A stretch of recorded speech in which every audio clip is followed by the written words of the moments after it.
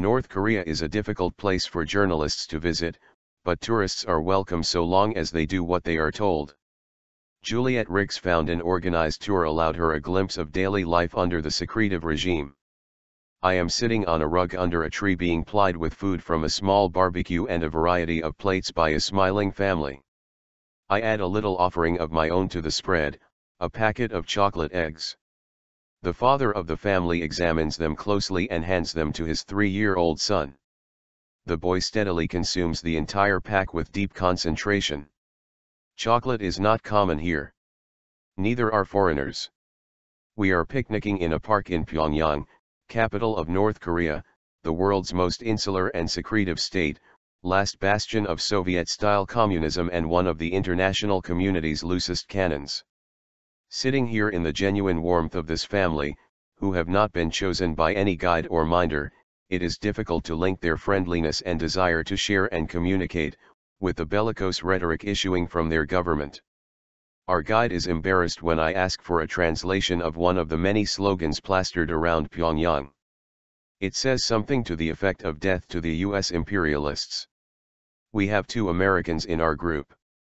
When they reveal where they are from to a class of students learning English at the Grand People's Study House, there is a sharp intake of breath. But foreigners are treated with respect wherever we go in North Korea. And in the park we go as we please. This is something to be savored. You can only visit North Korea on an organized tour.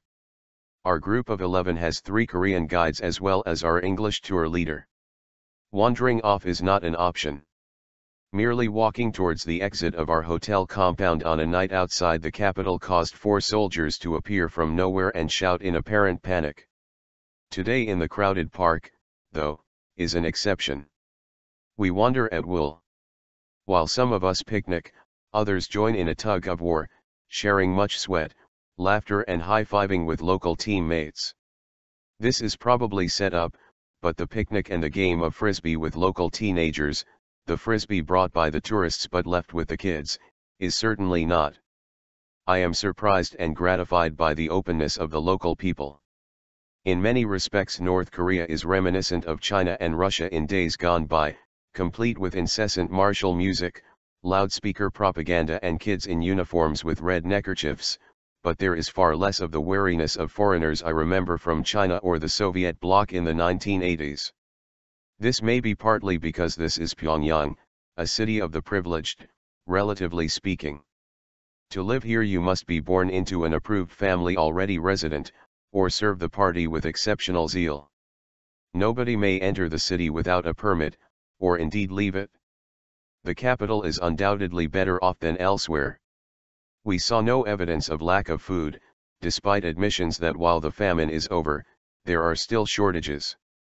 Power cuts are much less frequent in the capital too, although there was no light on the displays of clothes, imported toys, new but old-fashioned stoves, sofas and loud-hailers in the model department store we visited. Pyongyang is also unusual in having traffic.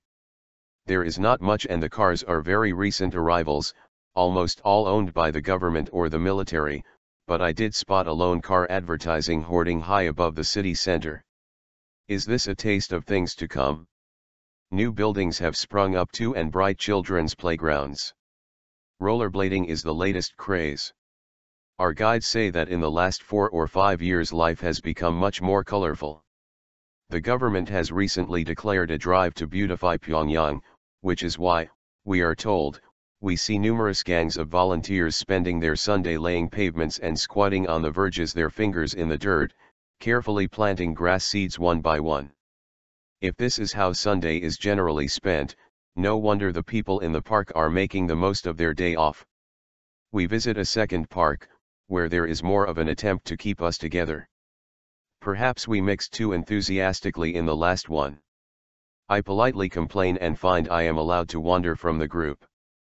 Plenty of wine and soju, the local rice liquor, has been consumed. Music fills the air, boomboxes compete with traditional flute and drum.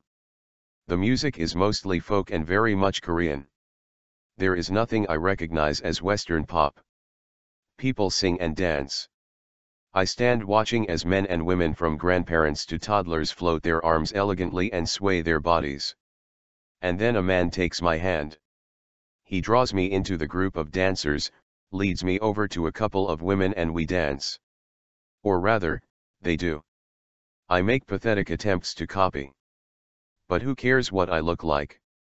I am dancing in the park with North Koreans and we are all smiling broadly. If only our government's international relations were so simple.